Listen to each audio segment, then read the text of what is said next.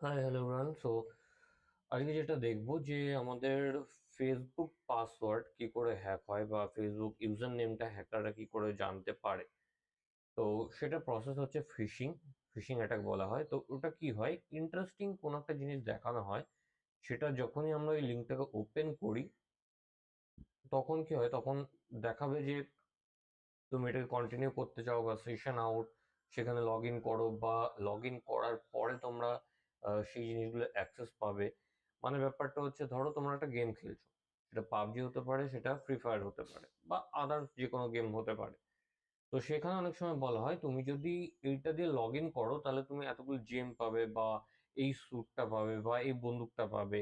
আবার যদি একটু আর্নিং এর দিকে দেখি তখন কি হয়, যে লগ ইন চাই, যে তুমি ফেসবুক দিয়ে লগ ইন করবে না জিমেল লগ ইন করবে।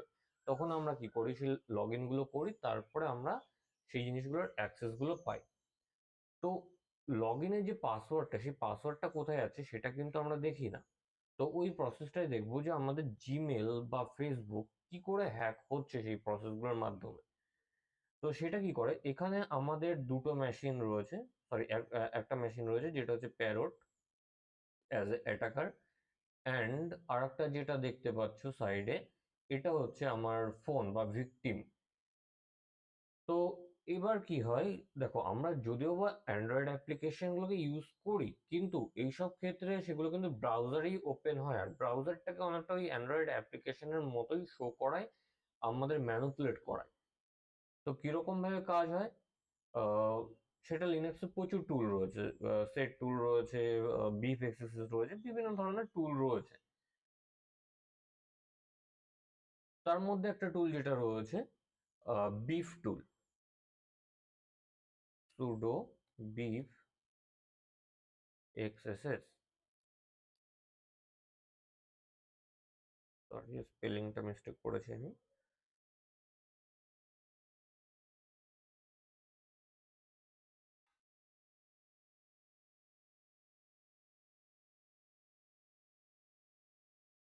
ওকে, তো আমি টুলটাকে রান করলাম। এবার এই যে টুলটা আছে, এটা একটা ইউআই ফর্মে ওপেন করতে হবে। তো ইউআই ফর্মে ওপেন করতে গেলে এই যে লিঙ্কটা, এখানে চলে যাবো, এটাকে আমি ওপেন করে নেব। তো একটা ইউআই ফর্ম। এবার এই টুলটা যেটা ইউজার নেম পাসওয়ার্ড সেটা আমাকে এখানে দিতে হবে।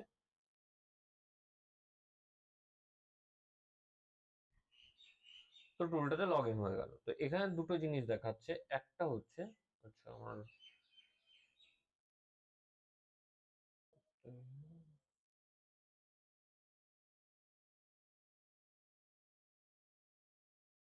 হ্যাঁ, তো এইখানে যেটা রয়েছে সেটা হলো, এই ইন্টারফেসটা কোথা থেকে আসলো। এই ইন্টারফেসটা যেটা আসলো, আমি আবার প্রথম থেকে দেখাই। ভিডিও ক্যাপচারে হয়তো পুরোটা ক্যাপচার হয়নি। এই যখন বিফ এক্সেসটা ওপেন করেছিলাম, এখানে একটা ওয়েব ইউআই রয়েছে, এটাকে ওপেন করব। এখানে ইউজার নেম পাসওয়ার্ডটাকে অ্যাড করব, beef and password.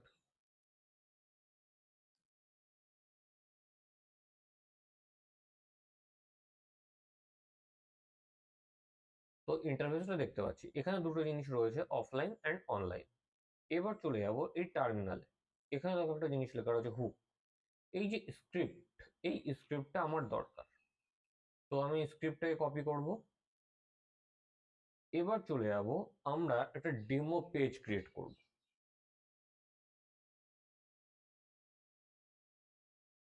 R demo পেজটা ক্রিয়েট হবে আমাদের লোকাল সার্ভার, লিনাক্স সার্ভার। যাদের এই সার্ভার বা এইগুলো সম্বন্ধে আইডিয়া নেই, তাদের কাছে একটু প্রবলেমেটিক লাগবে। যারা ওয়েব ডেভেলপমেন্ট বা ওয়েব ডিজাইন শিখছো, তাদের কাছে একটু ইজি মনে হতে পারে, কারণ উইদাউট সার্ভার একটা ওয়েবসাইট রান করে না। আর ওয়েব ফ্রেমওয়ার্কটা পুরোপুরি সার্ভার দিয়ে যেহেতু রান করবে, তো আমাদের সার্ভারটাকে রান করাতে হবে। আর তার জন্য আমাদের ওই সার্ভার লোকেশনে গিয়ে সেই ফাইলটাকে ক্রিয়েট করতে হবে। তো লিনাক্সের ভেতরে আমার সার্ভার যে লোকেশনটা রয়েছে সেটা হলো সিডি var www দেন html। এবার এটাকে আমাকে রুটে ওপেন করতে হবে। তো sudo su, তো এটা রুটে ওপেন হয়ে গেল। এবার আমি এখানে একটা ফাইল ক্রিয়েট করব, যদিও বা একটা ফাইল অলরেডি ক্রিয়েট করা রয়েছে, কারণ একটা এইচটিএমএল ফাইল যদি আমি এখন ডিজাইন করতে অনেক টাইম লাগবে। তো আমার অলরেডি একটা ইন্ডেক্স পেজ ক্রিয়েট করা রয়েছে, বা ওটা বাই ডিফল্ট ক্রিয়েট করা ছিল, সেটাকে আমি মডিফাই করেছি। index.html, তো আমি অলরেডি হুক ফাইলটাকে এখানে অ্যাড করে রেখেছিলাম, যেটা প্রিভিয়াস এখানে দেখতে পাচ্ছ যে এখানে ছিল। তো এখানে দেখা যাচ্ছে script IP 3000 hook JS, same জিনিসটা এখানে আছে। স্ক্রিপ্ট আইপির ওখানে আমার যে আইপিটা সেটা আমি এখানে দিয়েছি। তোমাদের কাছে ডাইনামিক আইপি বা কেউ যদি ngrok ইউজ করে থাকো সেই আইপিটা এখানে অ্যাড করবে, দেন হুক ডট জেএস, দেন এটাকে সেভ করবে কন্ট্রোল এক্স। ওকে, সেভ হয়ে গেছে।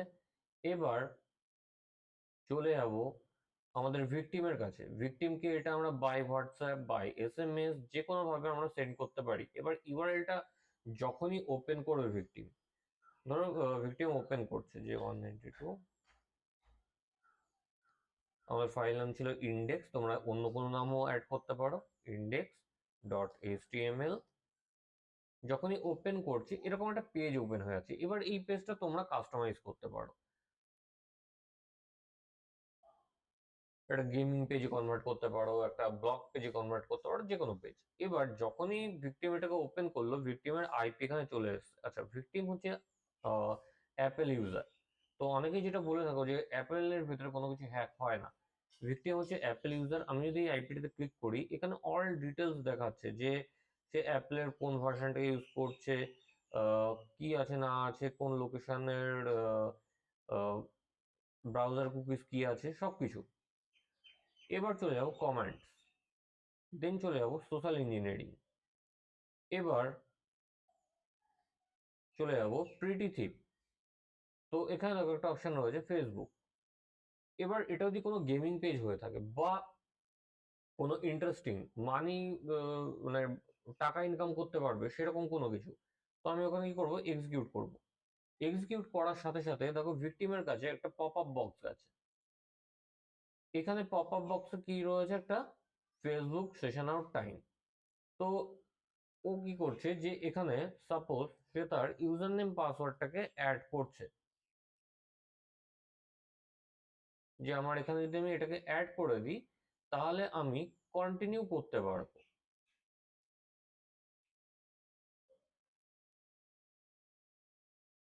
দেন লগ ইন করলো, ওই পেজটাতে কন্টিনিউ করছে বা যেগুলো রয়েছে সেগুলোকে দেখছে। এইবার ওই যে ইউজার নেম পাসওয়ার্ডটা এখানে অ্যাড করলো, সেটা চলে এসছে কোথায়, হ্যাকারের কাছে, যেহেতু এটা হ্যাকার মেশিন। এবার এখানে কি দেখাচ্ছে, এই যে এই জিমেলটা দিয়ে আর এই যে পাসওয়ার্ড এটা দিয়ে লগ ইন করছে। তো এটা হলো ফেসবুকের ক্ষেত্রে। এবার যদি আমরা সেম প্রসেস জিমেলের ক্ষেত্রে দেখি, সেক্ষেত্রে আমরা চলে যাবো জিমেল ফিশিং, দেন এক্সিকিউট।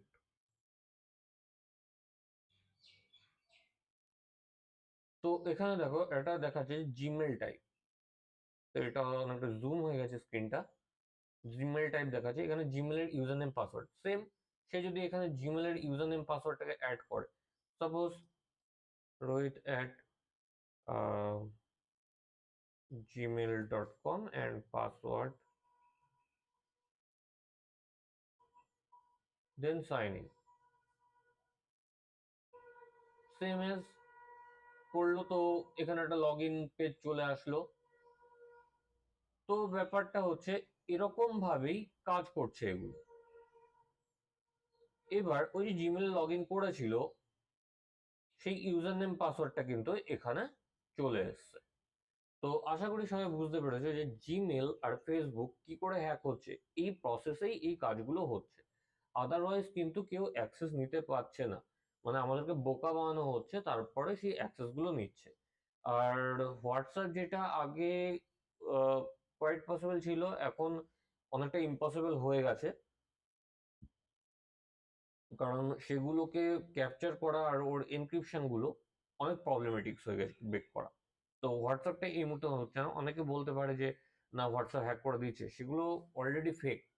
সরি, অলরেডি না, মানে সেগুলো ফেকই হিসাব মতো, সেগুলো কোনোদিন রিয়েল হতে পারে না। হোয়াটসঅ্যাপে যেটা করতে গেলে পুরো অ্যান্ড্রয়েড ডিভাইসটাকে ক্যাপচার করতে হবে, সেক্ষেত্রে তোমাদেরকে কোনো এপিকে ফাইল পাঠাবে, এপিকে ফাইল তারপরে ক্যাপচার করবে, তার আগে ক্যাপচার করতে পারবে না। তো এটুকুই, আশা করি তোমরা বুঝতে পেরেছো। আর যদি না বুঝতে পারো তোমরা আমাকে কোশ্চেন করতে পারো।